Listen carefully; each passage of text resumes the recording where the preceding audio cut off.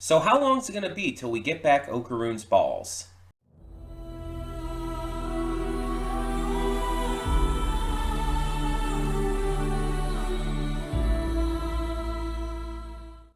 Hey everyone, welcome to Princess of Gay. I'm your host Connie, and today we are here with episode 6 of Dan to Dan. So, I'm recording this, as you may know from the last episode and all, I mentioned this there. I'm recording this the day after I recorded episode 5, because I couldn't get to episode 5 a week early. And if you remember, when I recorded episode 5, I was in a very bad place. I was a little better after having also recorded OKKO that day, but I was not doing well. And I'm just going to tell you right now, I'm still not. I mean, you're seeing this like a week later, but this is, again, the day after that. And I'm still not doing very well. And I don't think that's going to change. I don't think that's going to change. I'm going to do my best to keep the content coming, though. I will do my best to keep it going and keep everything going as strong as it can be. We'll see how that goes. But for today's episode, so last we left off, we met Ira, who is a new character shown in the opening and everything. She is kind of this mean girl type character, but not like super like terrible in her meanness. She just uses people. It's clear that she's insulting towards Okaroon and stuff, but like she's not going to like actively bully him.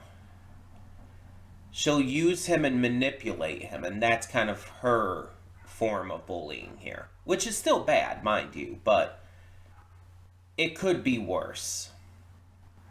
Now, she ended up getting hit with a wash tub by Momo, though it was using her powers, so no one knew it was her.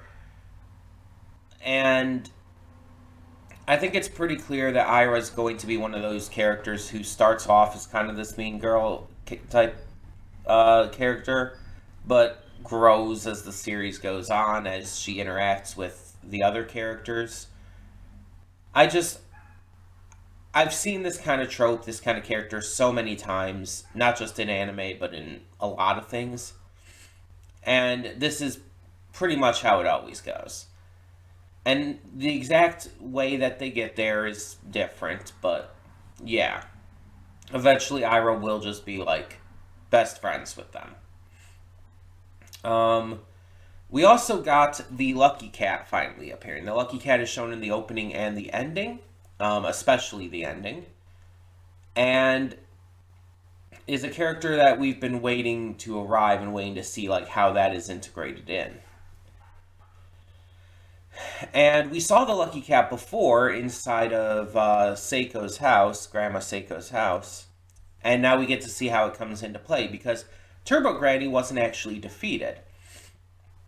She managed to hide her presence inside Okaroon just in time.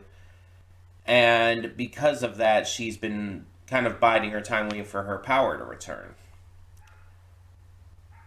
Grandma Seiko manages to knock her out, with Momo's help, of course, knock her out of Okaroon's body. And at that time, she is sealed in the cat. But only her consciousness, to be specific. Her powers are still inside Okaroon, allowing him to continue to access them, to turn into his turbo form. But at the end, Momo and Turbo Granny come to a deal that if they agree to give her back her powers, she gives back Okaroon's balls. So it's like, if Okaroon gets them back and the deal is over, it's like, how are we going to continue to have him keep these powers? Because it doesn't seem like it's going down the really cool route idea of him getting different powers based on different spirits. That would be too cool, I guess. Um, but instead, he's just gonna continue, excuse me, to have specifically Turbo Granny's powers. I'm definitely curious to see how they continue to explain it, because it shouldn't take too long for them to get the balls back, right? I guess we'll see. I guess we'll have to wait and see what happens. But yeah, I wouldn't think it would take that long. And even then, again, once they have them, it's like how there's no way they're gonna get rid of these powers again. Still, they're gonna have to keep them and find a way to make that work again. So I don't know. I don't know, but we'll see. This is continuing to be pretty interesting. We're going to get into this and hope for the best. Cutting in here real quick to remind you of all the awesome content we have on the channel. Between Monday and Friday, we have a plethora of awesome series reactions, with 2 on Wednesday. We also have movie reactions every Saturday and Sunday. I pre-record them during the week, but upload them on the weekend. And don't forget about the gaming channel. We have Baldur's Gate 3 every single day. We have Horizon Forbidden West every Monday and Friday. Tuesdays and Thursdays is Life is Strange Double Exposure. And Wednesdays and Sundays is Beyond Two Souls. On Saturdays, we have both Poppy Playtime and Nier Automata. And on top of that, don't forget to click the link in the description below to get to today's reaction. I redirect everything just due to copyright. You know how it is. And don't forget to subscribe to the channel and like this video if you want to see more awesome content such as this. Thank you so much for tuning in. And for now, let's get to today's reaction. And we are back, and we'll begin with spoilers in 3, 2, 1, now. So, Ira is continuing to be a major character in this arc, definitely leading into actually being like kind of secondary main character to Momo and Okarun. But she thinks she's the main character. She thinks she's like the hero of this story, just because she's pretty and kind and stuff, which, like, the kindness and personality and stuff is all the guys anyway. It's not even her real personality. She's kind of a selfish bitch, honestly. And I don't know if there's like something more to it. There easily could be, to where it's like there's a reason she acts like this, a reason she very clearly overcompensates in terms of, you know, self view and all. I'm not good at wording shit. There's a word for it, I just can't think of it. But she basically, what I'm kind of reading from this is she has so much self-doubt, so much not self-hatred per se, but she lacks in self-confidence so much that she overcompensates by pretending to be overconfident. She compensates for her lack of confidence with overconfidence, and this is a real thing people do. A lot of people who, like, show themselves, whether in school or in adulthood or whatnot, as being like these super confident, well put together, mentally and emotionally strong people, a lot of times they're the complete opposite of that.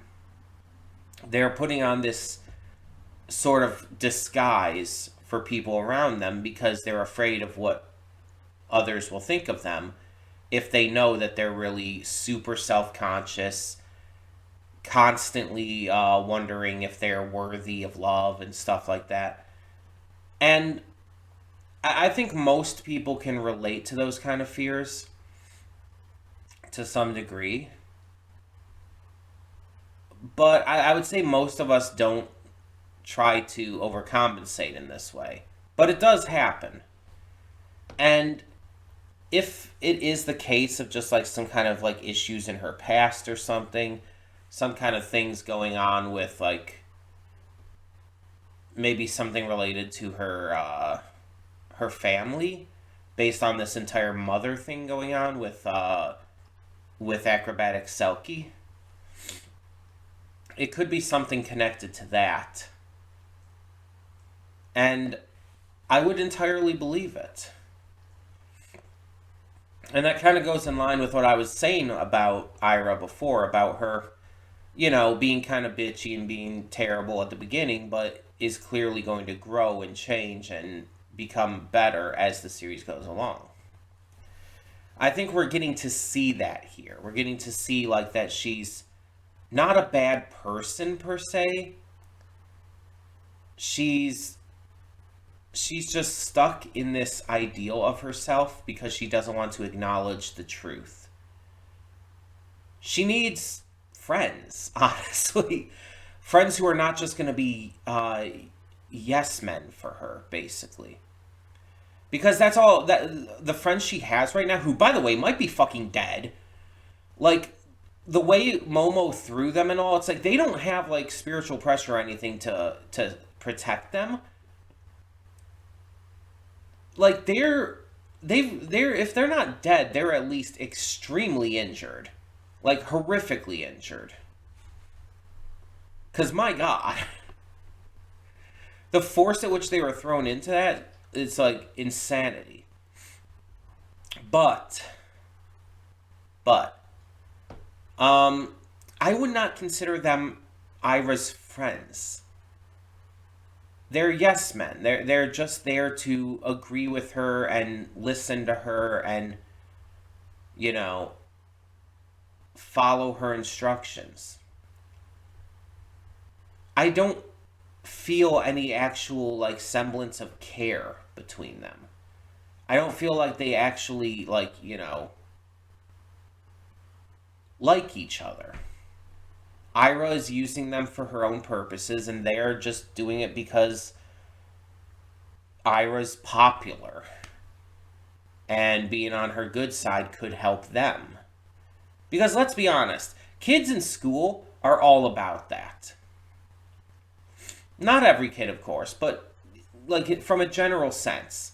Kids in school are very, very focused on how others view them. And because of that, a lot of them will tend to align themselves with people who are popular. And I can speak from experience here. Like, I have tried, when I was in school, I tried to connect with and be friends with the kids who were more popular, the kids who everybody knew. And in some cases, yeah, I mean, I became, like, very light friends to them. We knew who each other were, like, we would talk occasionally if we saw each other in the hallways and stuff. I mean, it's not like we were hanging out all the time, but still. It was a very nice, cordial relationship.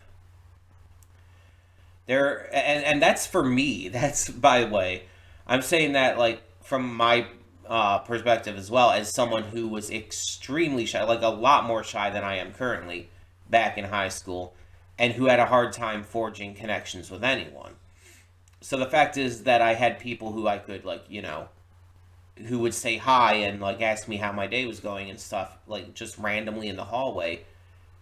For someone like me, that felt very fucking good. Because that shit, like, I get very self-conscious about that shit myself. But I never overcompensated like Ira's doing here. I never, tried to be like this. I never tried to be popular myself. I think that's, like, the best way of looking at it. I just wanted to, have friends who were popular. And to a degree, I did.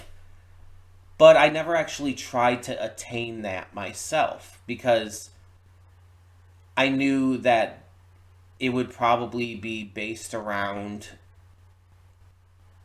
just falseness. And this is going for like each of the different like schools I went to, because my family moved around a lot, so it's like I had 4 different high schools and stuff, and it's like it had varying success at each of them. One of the high schools I went to, it's like I knew no one there, and that never changed. Granted, I was only there for half of a school year, and that's literally it. Um, but when I was like down in Georgia, for example, I actually had quite a lot of friends there. Surprisingly so. Um, it actually caught me really off guard having as many as I did. And not just school friends, but church friends and stuff as well. But yeah, it's like that was probably the best schools I had been to in terms of the schools themselves and in terms of stuff like that. Um, but again, I never tried to be someone I wasn't. And I mean, maybe if I did, it would have helped in some regards. Maybe it wouldn't have. I don't know. But yeah, the point I'm making with all of this is Ira is trying super hard to be someone I don't think she is. To be someone she's not, I mean. I don't think she is actually a mean girl in any way, but she's like putting on um this, how do I put it? She's pretending to be one because it's a self-defense mechanism. And it's a different self-defense mechanism from her, being all nice and bubbly and all to become popular. She has 2 separate mechanisms here. And I feel like they have 2 separate purposes. The bubbly and poppy and fun personality is all about, becoming popular, all about gaining that level of influence and everything so she doesn't feel like she's on her own. While having the more subdued, more petty personality underneath is more for her own self-esteem, because it helps her it helps her guard herself against any outside sources that could be antagonistic or mean to her and everything. A lot of bullies do that. A lot of bullies become bullies because they don't want to be bullied. It's not always the case, but a lot of them do. And so it's the same kind of thing here, I feel. And I'd really like to know more about her. Maybe see more of her backstory and whatnot. I think that could really do wonders for her character. But in the meantime, she's being kind of antagonistic towards Momo and less so towards Okarun, but she wants revenge on Momo for what she did. And she also, because she had picked up the golden ball, is able to now see spiritual energy and whatnot. So she's also thinking Momo is a demon because she was able to see Momo's aura, her spirit hands. And so she's after her for that too, and literally trying to perform an exorcism, which is fucking hilarious. But she really just has no fucking clue what's going on. And so when Silky attacks, when acrobatic Silky attacks, it's like she has no way to defend against that. She has no way to even understand that, because her understanding of what's going on is completely wrong. And so she's just like confused and freaked out and everything.